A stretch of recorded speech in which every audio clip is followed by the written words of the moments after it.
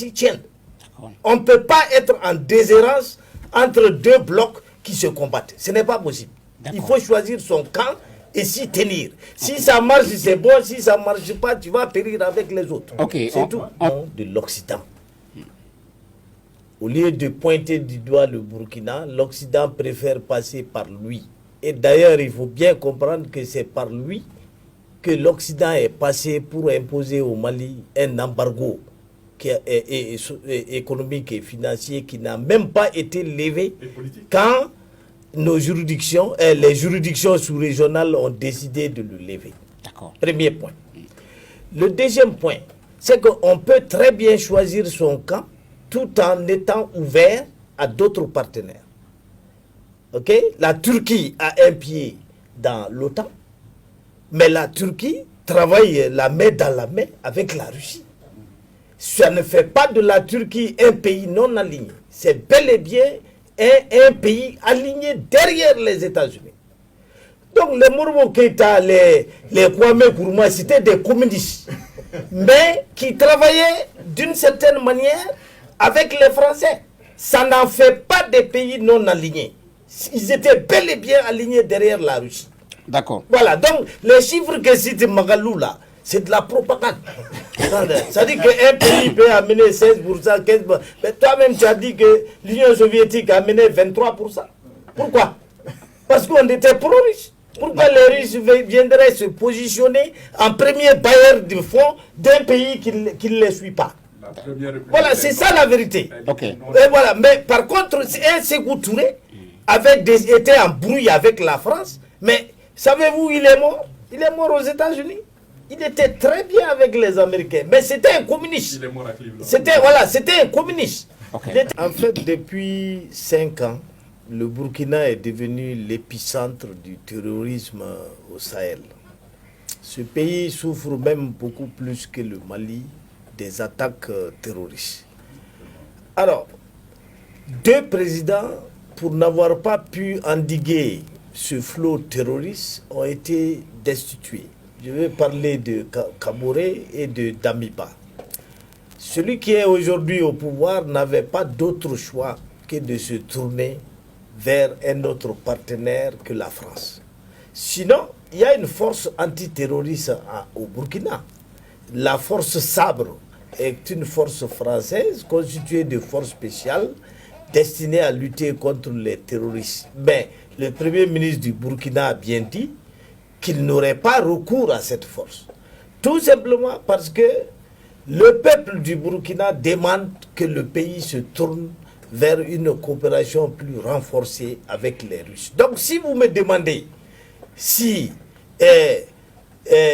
le Burkina a conclu avec la Russie, que ce soit Wagner ou les forces armées russes, moi je vous répondrai oui.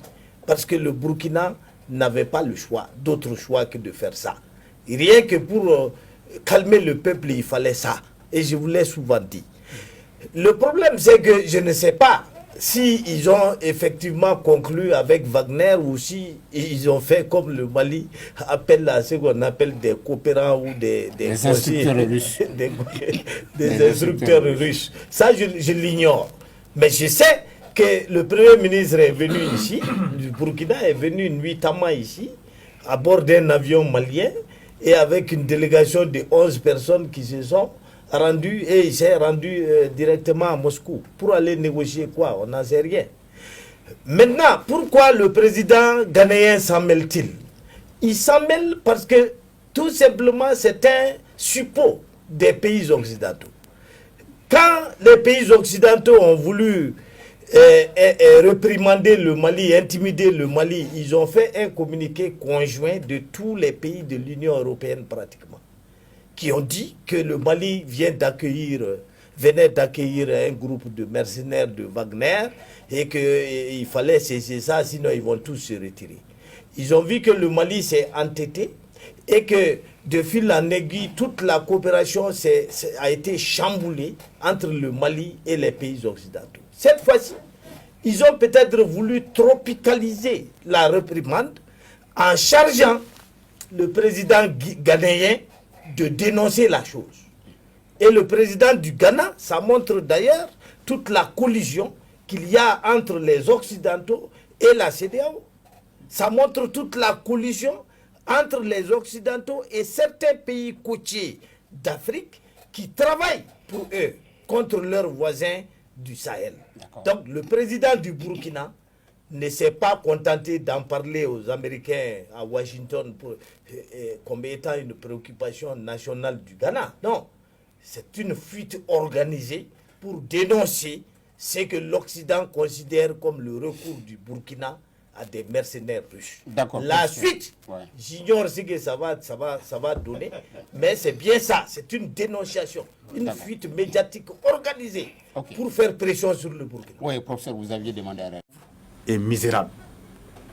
Donc, ce sommet-là, ce n'est pas pour nous. Les Américains ont fait des annonces, 145 milliards de dollars pour les prêts, les subventions, les aides. Mais ça, là, est-ce que c'est pour nous? Non. Non, et non, et non. Ok, professeur Gapou, ce n'est pas pour nous, ce sommet, pense Diallo. Non, c'est souvent. J'écoute les chiffres de Magaloula, j'ai mal à la tête. Quoi.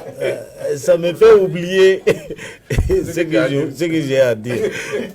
En fait, c'est que moi je vous dis. Bon, maître, quand même, c'est un économiste. Oui, c'est ça. Donc, ce que moi je voulais vous dire, c'est qu'en 1943, il y a eu ce qu'on appelle la conférence de Yalta. Les trois grands de l'époque, Roosevelt, l'américain, Staline, le soviétique, et Churchill, le britannique, se sont assis à Yalta pour partager le monde. Chacun allait prendre sa part. À l'époque, la France était envahie par l'Allemagne, elle ne comptait pas. À l'époque, l'Afrique ne comptait pas non plus, nous n'avions rien. Alors, quand la France a été libérée, elle est venue supplier les autres là, qu'est-ce que moi je vais avoir? Ils lui ont dit d'aller se débrouiller en Afrique. Et donc, la France est venue, et on était déjà ses colonies, mais elle a renforcé ses colonies, elle a voulu nous exploiter et tout ça, et les Américains l'ont laissé faire jusqu'à une période récente. Au jour d'aujourd'hui, les Américains se rendent compte que la Russie est en train de reprendre la main en Afrique. Donc les Américains ne veulent pas abandonner l'Afrique qui est redevenue assez compétitive, pleine de ressources et de vie. Alors ils ne veulent pas abandonner ce continent à la Russie. Donc, et les Américains savent qu'ils risquent de perdre l'Afrique s'ils continuent à sous-traiter la marchandise entre griffes à la France. C'est pourquoi les Américains veulent eux-mêmes venir récupérer la chose. Alors, d'où ces sommets où il y a des annonces de 100 milliards de ceci ou de cela. Et les Américains savent qu'au Sahel, si vous perdez le Tchad, vous perdez une grande armée. C'est pourquoi ils ont fermé l'œil sur le coup d'État commis par Déby. Nous autres, là, on nous parle de démocratie, on a rompu, on a fait un coup d'État. Et Déby, il a fait quoi? Il est venu par un coup d'État. Ce n'est pas la Constitution qui a prévu que Déby, chef d'État, un militaire, allait succéder à son père. Il a fait un coup d'État. Mais les Américains n'ont pas intérêt à insister là-dessus parce que sans Déby, vous n'avez pas une armée capable de sillonner l'Afrique jusqu'au Nigeria pour combattre, en lieu et place des troupes occidentales. Bon. Donc, ils ont fermé les yeux sur le coup d'État au Tchad. Nous autres, ils nous ont demandé de rester ici. Mais en guise de cadeau, on va nous parler de sanctions contre tel ou tel Alpha Condé, Karim Keïta, etc. Donc ça, c'est pour nous endormir. Quoi.